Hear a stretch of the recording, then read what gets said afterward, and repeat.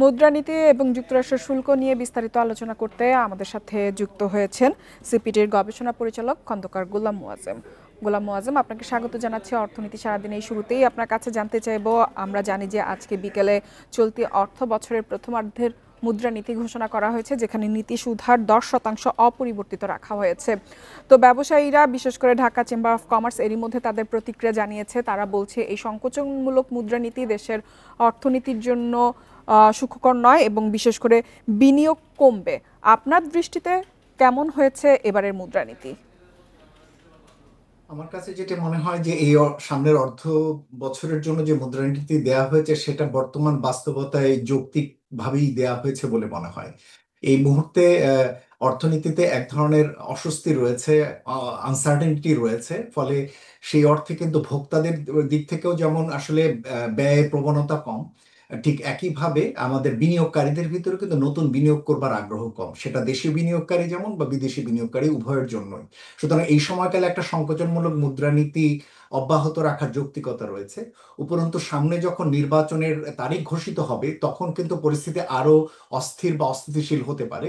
এবং একই সাথে ট্রাম্পের সঙ্গে যে নতুন আলোচনা চলছে, এটা যতটুকুই কাম্য পরিস্থিতিতে আমরা পাই, তারপরও কিন্তু উচ্চ আমদানির একটি ঝুঁকির ভিতরে আগামী দিনে আমাদের পড়তে হবে।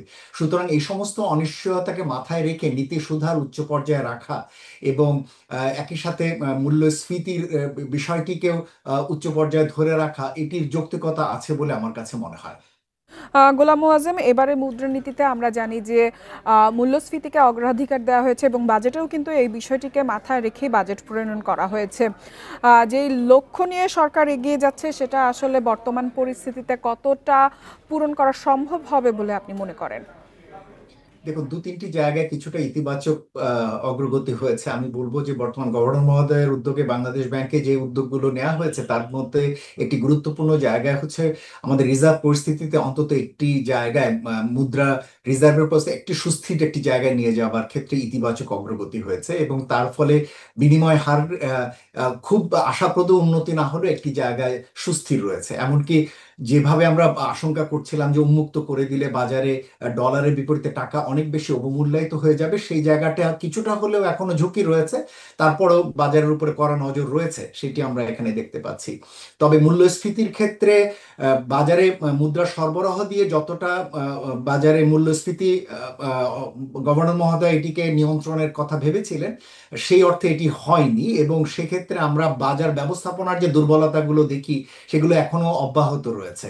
সুতরাং সেই সমস্ত জায়গাগুলোকে না টাচ করলে, শুধুমাত্র মুদ্রা সরবরাহ সংকোচন করে সেই জায়গায় যে খুব বেশি উন্নয়ন করা যাচ্ছে না মূল্যস্ফীতির ক্ষেত্রে, সেটি কিন্তু আবারও দৃশ্যমান।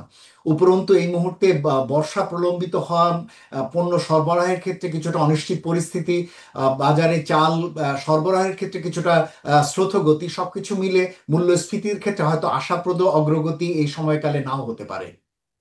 গোলাম মোয়াজ্জেম, এবার আপনার কাছে একটু যুক্তরাষ্ট্রের শুল্কর বিষয়টি জানতে চাবো। আমরা জানি যে আজকেও কিন্তু যুক্তরাষ্ট্রের সাথে আমাদের বাণিজ্য শুল্ক নিয়ে আলোচনা হবে। সেখানে কত শতাংশ নির্ধারণ হবে তা এখনও অনিশ্চিত, যদিও বাংলাদেশ প্রতিনিধিরা বলছে যে তারা সবুজ সংকেত পেয়েছে।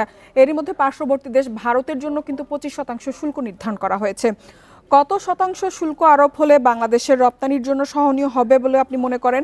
বাণিজ্য ঘাটতি কমানোর জন্য যে পদক্ষেপ নেওয়া হয়েছে, সেটা কতটা ভূমিকা রাখবে ট্রাম্পের চূড়ান্ত শুল্ক নির্ধারণের ক্ষেত্রে আপনি বলে মনে করেন?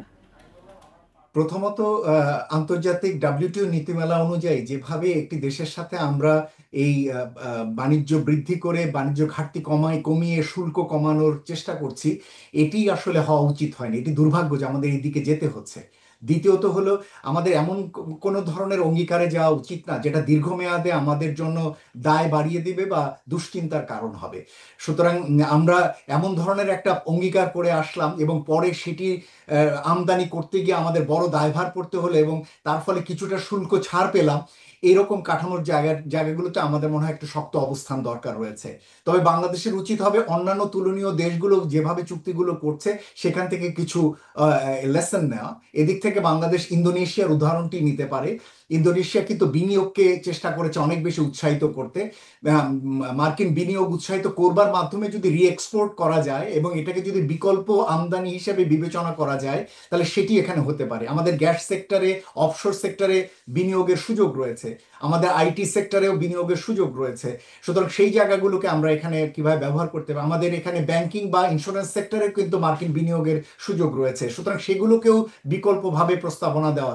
শুধুমাত্র বৃহৎ আকারের আমদানি এবং সেখানে শোনা যাচ্ছে যে বোয়িং কেনার মতো প্রতিশ্রুতি, আমি মনে করি না যে আমাদের দেশে এই মুহূর্তে আর্থিক সামর্থ্য রয়েছে বা প্রয়োজন রয়েছে বোয়িং কেনার ক্ষেত্রে অঙ্গীকার করার। গোলাম মোয়াজ্জেম, যদি এখনো শুল্কের বিষয়টি নির্ধারণ হয়নি, আমরা জানি না আসলে কি হবে, আজকের বৈঠকের পরেই হয়তো সিদ্ধান্ত হবে, তারপরেও আপনার কাছে জানতে চাইবো, যদি শুল্ক নিয়ে নেতিবাচক ফলাফল আসে, সেক্ষেত্রে ভবিষ্যতে বাণিজ্যের রপ্তানিতে ইতিবাচক ধারা ধরে রাখার জন্য আসলে কি ধরনের পদক্ষেপ অথবা কি ধরনের ভূমিকা নেওয়া দরকার বলে আপনি মনে করেন সরকারের? আমি আমি বলতে চাই যে সরকার তার দিক থেকে তার চেষ্টাটি অব্যাহত রেখেছে। এর ফলে ফলাফল যেটুকু হোক সেটুকু নিয়ে আমার মনে হয় যে আমাদের সামনের দিনের জন্য আমাদের কৌশল অবলম্বনের প্রয়োজন পড়বে। আমরা কোনোভাবে যাতে একটা নেগেটিভ সাম গেম নিয়ে না আসি, আমরা যেন শুধুমাত্র একটি দেশ না, আন্তর্জাতিক অন্যান্য দেশের সাথে বাণিজ্য, বিনিয়োগ, কর্মসংস্থান এই বিষয়গুলোকে বিবেচনা করি। সুতরাং সেই আলোকে যেটি হবে, যদি আমাদের উচ্চ ট্যারিফ হয় মার্কিন বাজারে, তাহলে হয়তো এমন ধরনের প্রয়োজন পড়বে মার্কিন বাজার কেন্দ্রিক হয়তো সরকার কিছু সাবসিডি দেবার বা শুল্ক ছাড় এর বিপরীতে, শুল্কের বিপরীতে কিছু সাবসিডি দেবার হয়তো বা ইনসেন্টিভ বাড়িয়ে দেবার প্রয়োজন পড়বে, যাতে করে কম্পিটিটিভনেস সেখানে আমরা ধরে রাখতে পারি। উপরন্তু যেটি দরকার হবে, অন্যান্য বাজারগুলোতে আমাদের এই সমস্ত পণ্য রপ্তানির সুযোগগুলোও আমরা আগামী দিনে ভেবে দেখতে পারি। উপরন্তু যেটি বলছিলাম যে মার্কিন বিনিয়োগকারীদেরকে এখানে হয়তো বিনিয়োগের জন্য আমরা উৎসাহিত করতে পারি, যাতে এখানে তারা বিনিয়োগের চেষ্টা করে থাকেন। সর্বতোভাবে যেটা হবে যে আমাদের চেষ্টা করতে হবে লো এন্ড পণ্য জায়গাতে আস্তে আস্তে মিডিয়াম এন্ড বা হাই এন্ড পণ্য বাস্কেটগুলোতে বা অন্যান্য বাজারগুলোতে যে সমস্ত সুযোগ রয়েছে সেটি নেবার চেষ্টা করা। গোলাম মোয়াজ্জেম, আমাদের সাথে যোগ দেওয়ার জন্য আপনাকে অসংখ্য ধন্যবাদ।